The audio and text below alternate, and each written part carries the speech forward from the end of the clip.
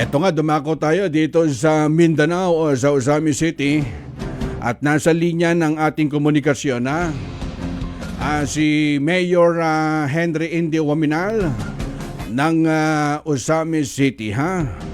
Maayong adlaw, Mayor Indy. Live po tayo ngayon sa DCME Manila. Maayong adlaw, Karex. Magandang hapon po. Apo, at daghan salamat sa imong pagsagot sa tawag namin, Mayor, at tayo po'y napapakinggan dito sa DCME Manila. At maaari nyo po bang ibahagi sa aming tagapakinig kung yung Asenso Pinoy Party List, kumbaga ano pinakalayunin po nito, Mayor? Sige po. Thank you po, Karex rin po, sa opportunity, and magandang hapon din po sa lahat ng sumasabaybay po sa program nyo po. Apa. So yung Asenso Pinoy Party List po, actually, isa po siyang regional political party na registered din under the party list group. Apa. Na multi-sectoral po yung natin, Mhm. yung partito natin. So as a multi-sectoral party, hindi po na lilimit sa isang sector lang or sa isang advocacy lang po. Apa. Yung pinupush po ng Asenso Pinoy Bale. So kasama na po sa sectors na gusto natin ma-serve is yung, of course, youth sector po, Apa. yung agriculture, yung sa education po, and of course yung sa peace and order po. Mhm. Apa, at kabakailan nag-ikot ang Asenso Pinoy Party List dyan sa Sultan Kudarat, nasusubaybayan ko, dyan sa Agusan, dyan sa Mindanao. Bali, pag bumababa kayo at paano nyo po ipinakikilala, ano magiging advokasya dito sa Congress kapag lumusot itong Asenso Pinoy Party List sa Mayor? Ganito po kasi yan, Karex. Apa. Nagsimula po yung idea na to. Bale, yung gusto natin gawin is essentially yung mga magagandang programa na nagawa na po natin sa Osamis at sa Misamis Occidental. Apa. Mapalawak lang po natin, mabigay natin sa ibang probinsya, sa ibang parts ng bansa po natin.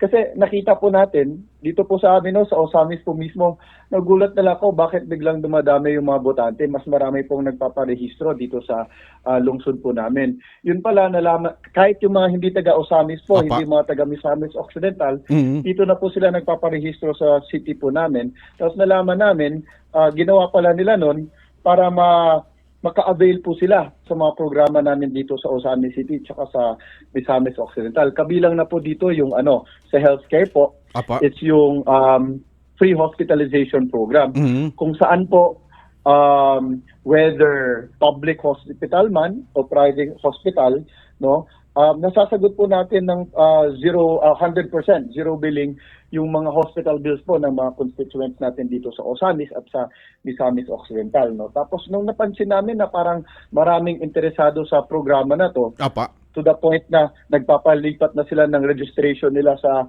lugar namin para lang maka-avail, naisip namin, bakit hindi na lang natin, dahil yung programa na to, sa labas ng city, sa labas ng probinsya po namin. Mhm. So isa po yung primary layunin natin na ma-expand yung free hospitalization program na to. Kasi nakita po natin, gaano rin po yung program na to nakatulong sa mga constituents namin. Kasi po, siyempre, dahil hindi na namumblema yung mga Osamis noon, mga Misamis noon sa mga hospital bills nila, Apa. hindi na nila kailangan mangutang po para magbayad pag kailangan nila magpagamot sa hospital. Kahit paano, nakakatipid-tipid sila. Tapos dahil nakakatipid-tipid sila, para nakita natin, ginagamit nila itong pera na to pang negosyo, pang-unlad rin ng sarili nilang buhay. Kaya po, isa yan sa major reason, kinikilala natin kung bakit dito sa Osamis, from 2022, July 2022 to be specific, up to ginagamit kong bataan is yung end of 2024, nag-increase po ng 52.5% yung number of businesses namin dito sa Osamis, Apa. from 2,912 nung July 2022 to 4,443 nung end of 2024. So nakita natin, itong simpleng bagay na sinasagot yung hospital bill ng mga constituents natin, parang nakaka-generate ng more economic activity, lalo na itong mga negosyo na tatayo nila, nakakabigay din to ng kahit mga medium, small enterprises, so nakakabigay to ng dagdag trabaho. So, it shows na parang may domino effect, may positive domino positive effect yung program na to. Apa. And we just want to share it with other Filipinos outside of our home province po. Apo, at may mga nakausap nga ako, taga Cagayan de Oro City, at kung di ako nagkakamali, kumbaga dun sa mga educational assistant, hindi pa man napopwesto itong Asenso Pinoy Party List. Parang meron na kayo binibigyan ng mga educational assistant dun sa mga scholarship program. Mayor, kayo nga mismo magdetalye. Opo, correct. No? Kasi actually po, no, itong mga gusto namin na idala na sa buong bansa ng mga programa, no, kasalukuyan po namin itong ginagawa sa Osamis at sa Misamis Occidental po. No? Apa. Kumbaga, itong gusto namin dalhin sa buong bansa, they're not programs na hindi pa nagagawa. They're programs na nagagawa na namin sa city namin, sa province namin, kaya alam namin kaya rin to gawin sa buong bansa. Yung sa sinasabi niyo pong Educational Assistance Program, Apa. yung tawag po namin dyan is yung One Family, One Professional Program po. Tama No? po. Kung saan layunin natin na lahat ng pamilya, no, sinisimula namin sa city and sa province, lahat ng pamilya sa city and sa province namin, makasigurado tayo sa tulong ng gobyerno na may isang professional talaga dyan.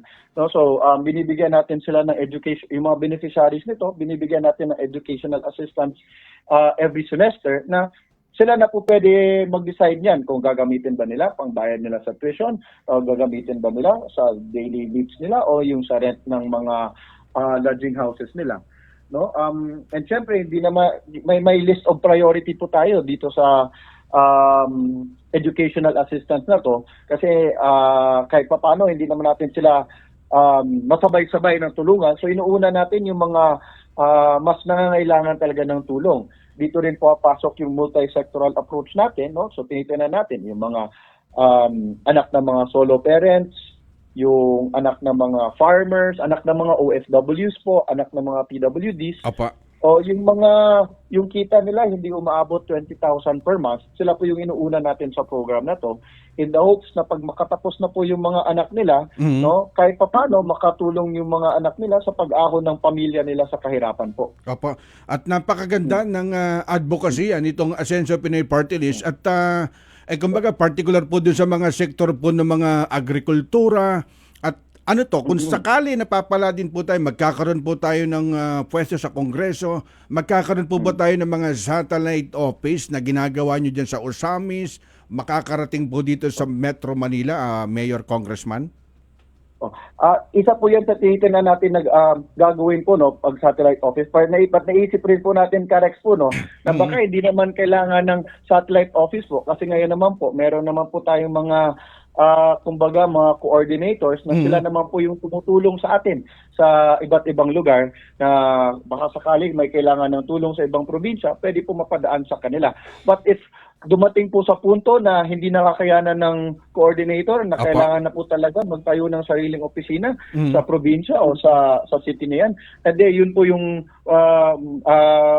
baka mas kailangan gawin po pagdating ng panahon po, no. Pero sa ngayon naman po, nakakayanan naman po ng mga provincial coordinators po, Karex, no. Apo, at ang kagandahan, pumasok yata dun sa top 10 o top 20 itong Asenso Pinoy Party List na maglabas po ng bagong survey po, Congressman.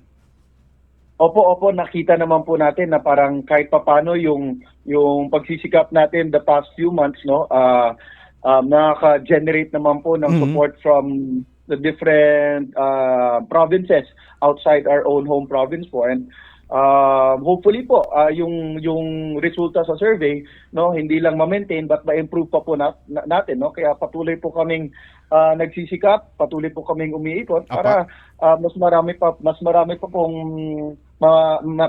pang tao yung makarinig sa mga gusto namin gawin. Actually, ito pong mga gusto namin gawin, nagagawa na po talaga namin, no, sa Osamis City, sa probinsya namin. Kaya lang namin posible po gusto lang namin i-share po sa iba para yung mga interesado sa programa na ito, yun nga po, hindi na nila kailangan lumipat pa sa probinsya namin, no, kung saan man sila.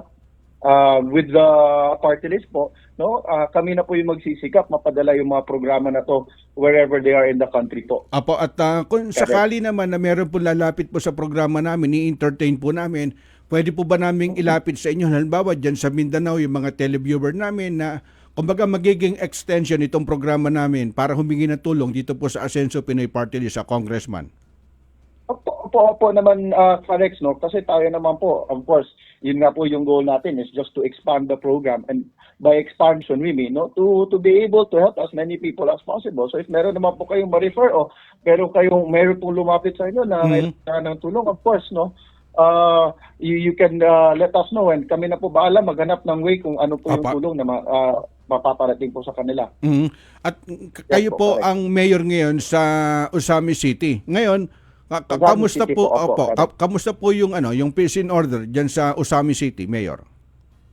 Thankfully po, Karex, no, mabuti naman po yung peace and order, which actually that alone is a big achievement po for us kasi yung Usami City po, baka sigurado ako alam na alam niyo po to, dati po parang kinikilala siya as the center of organized crime and Nako drugs. po, opo. No, hindi man lang sa Mindanao, baka nga po sa buong Pilipinas.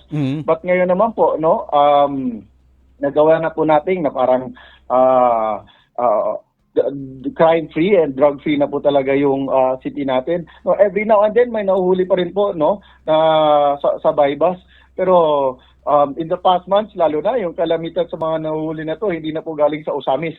No, naririnig ko po kasi, or rather yung reports na paparating po sa atin, marami pa rin gusto magbenta ng mga drugs sa Usamis kasi dahil very limited yung supply na doon sa city namin, dito sa city namin kasi hinuhuli talaga namin, parang tumataas yung presyo.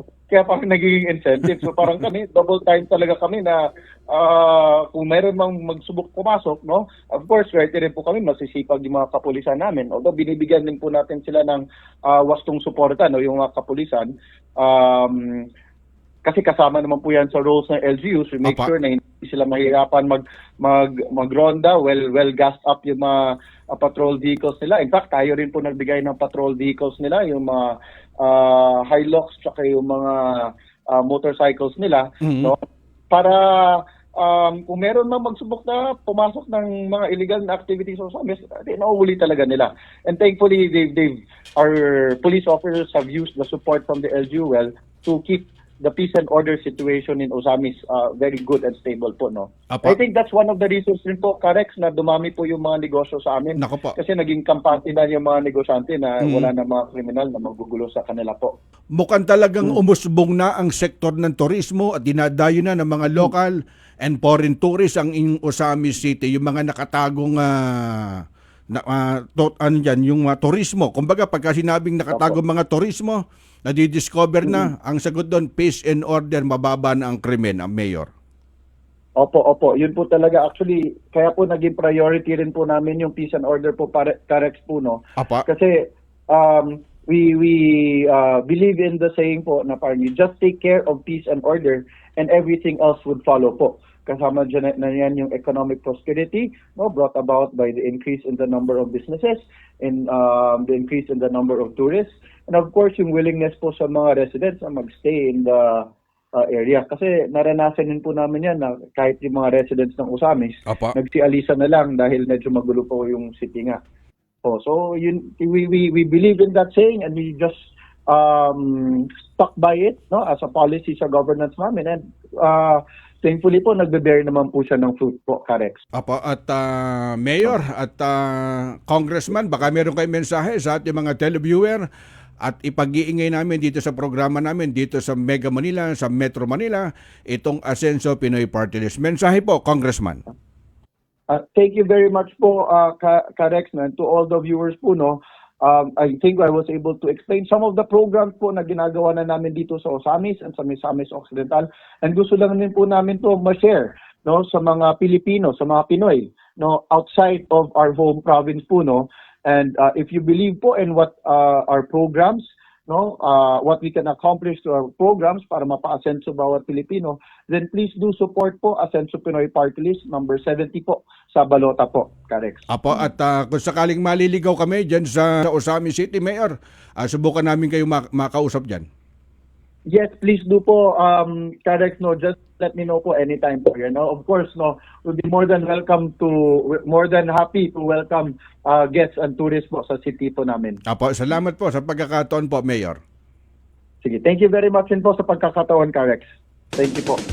Anong mga batas ang kailangan ng taong bayan? Anong mga proyekto ang nakapila para sa distritong kanilang nasasakupan? Ang mga kasagutan sa inyo sa House Represent dito sa Target on Air.